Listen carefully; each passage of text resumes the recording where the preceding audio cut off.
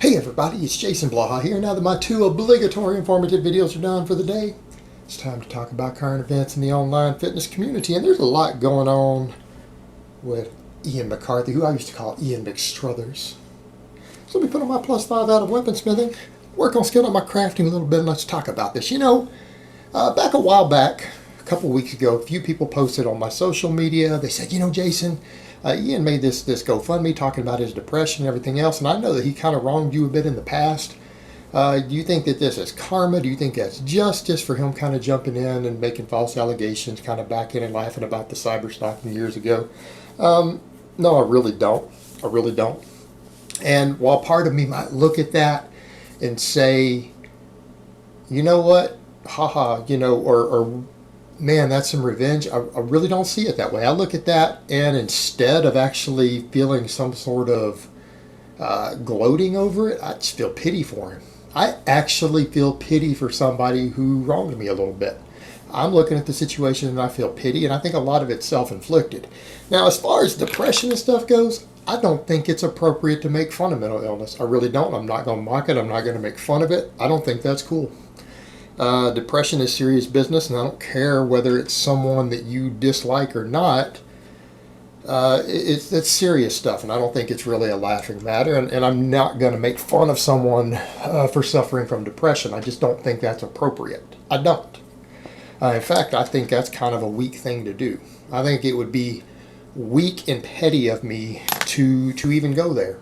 Guys, in fact, we need better mental health awareness in this country. We absolutely do. And it's not really something to be mocked or made fun of. It's really not, guys. It's serious shit.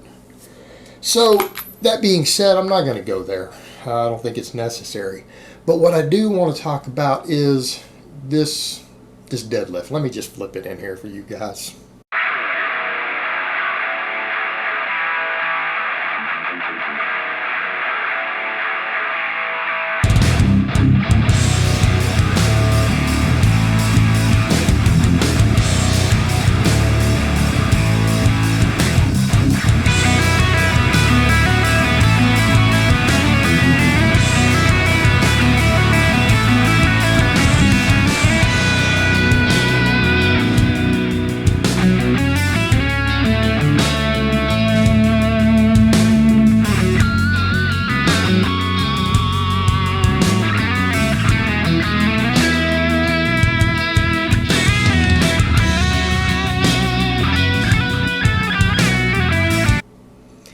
All right, absolutely ridiculous. And we'll get into some of that in a minute. And here is kind of where I'm going to go with this. Ian will watch this. He likes to pretend like, that I'm nobody or whatever in the industry. He knew me back when we both started.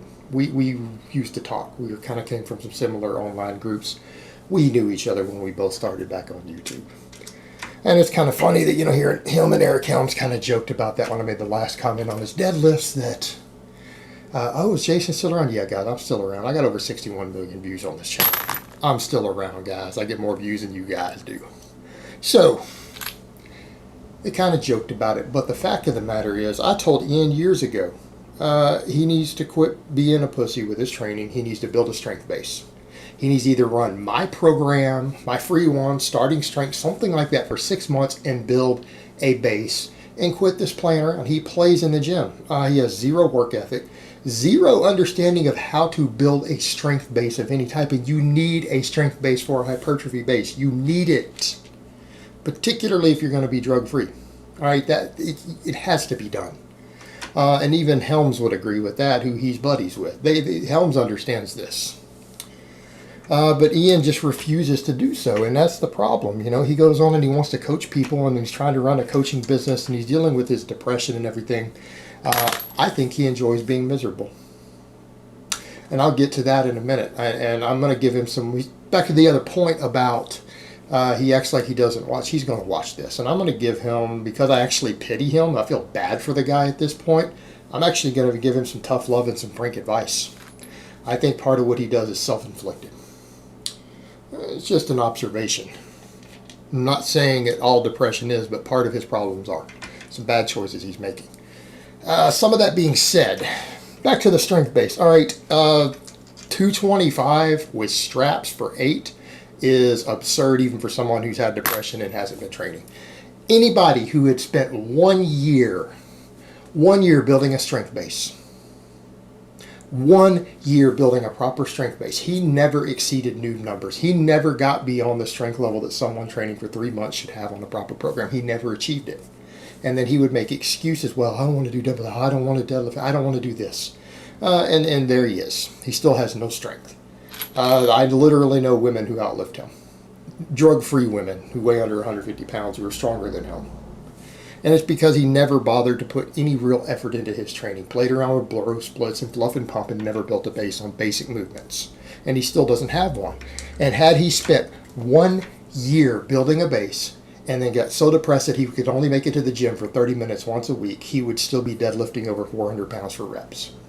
And I do mean that. It's not an exaggeration. I'm dead serious. He should have been deadlifting 400 for reps, and a year after he walked into a gym, built a base, and then you could slack off and just try to maintain what you have by just getting to the gym, dragging yourself to a gym once a month. There is absolutely no excuse for a healthy young man, not even an unhealthy one, with years of training experience to be where he's at. All right, absolutely no excuse other than just having zero work ethic and unwillingness to apply themselves in the gym. And quite frankly, I'm sorry, but someone who's going to treat their training in that manner really doesn't have any business coaching others or talking about being an evidence-based practitioner or being a coach or anything else. I'm sorry, they don't. They don't. And even the deadlifts, he has no clue how to perform a deadlift. He has no clue. Again, he has clearly not looked at the evidence that shows that explosive lifts on your big compounds produces more muscle activation than even a mind-muscle connection does.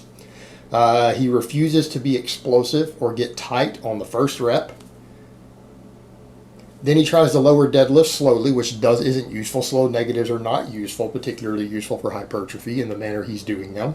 The evidence for that is lacking. And then he's doing touch and go deadlifts and refusing to get retight and explode correctly out of the bottom. Touch and go deadlifts, yes, it lets you do 8 reps with your 3 rep max. That's what it does. But it's also how you get hurt. It's the easiest way to get injured on a deadlift, and then needing straps for 225. Bro, you should be rowing 225 for sets of 8 without straps. All right, that's something people do in their first 2 years in the gym who actually do rows, let alone needing them for deadlifts. You know, he doesn't even know how to perform the exercise. It's not even a deadlift. He's almost performing like a Romanian deadlift but tapping the floor. It's basically what he's doing. But back to the other point. This is going to go back to something I talk about a lot. I understand some people want to get in bodybuilding, and what he does is not bodybuilding, but I consider bodybuilding to be a competitive endeavor. Anything else is recreational lifting.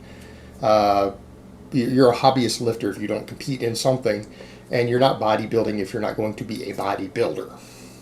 But focusing on aesthetics instead of performance for anyone who has a history of eating disorders or body image disorders is an extremely bad idea.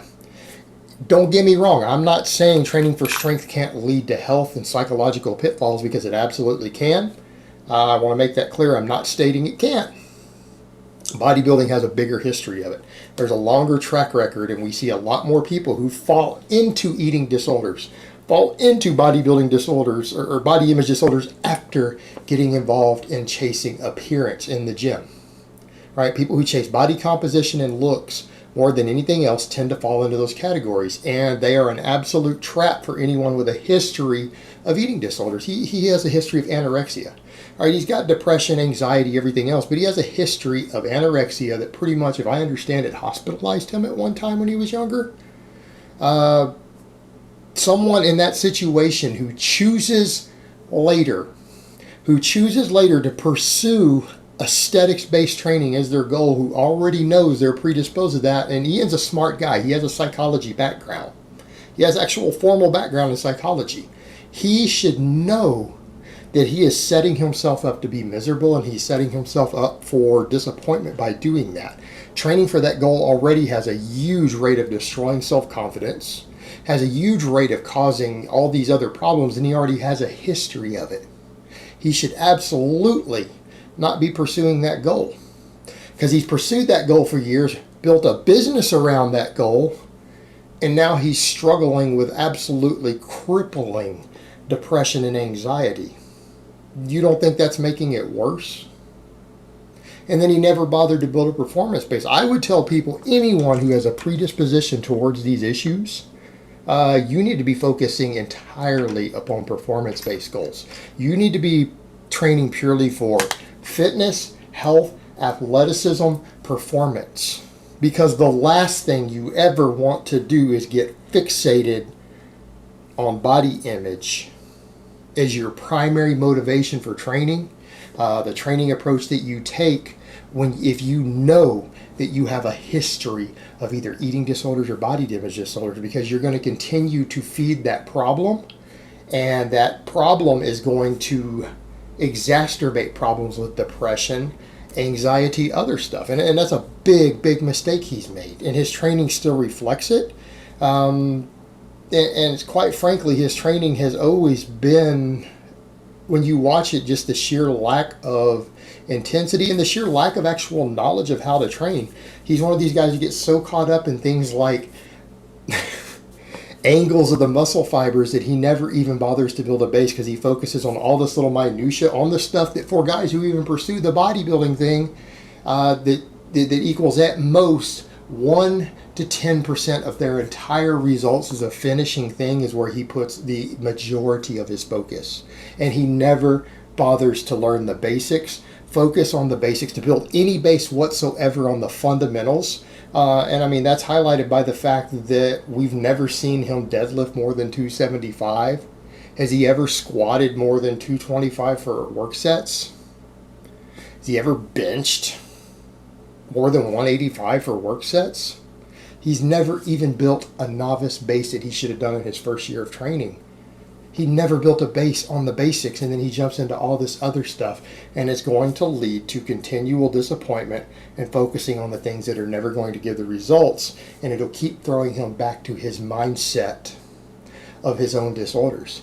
And that is going to exacerbate his depression, his anxiety, everything else, and it's quite frankly not healthy. And I don't think that the way that he's been treating all his stuff is the best way. You go look at his pages, everything's about medication. You don't ever see anything about a healthy mindset towards his training.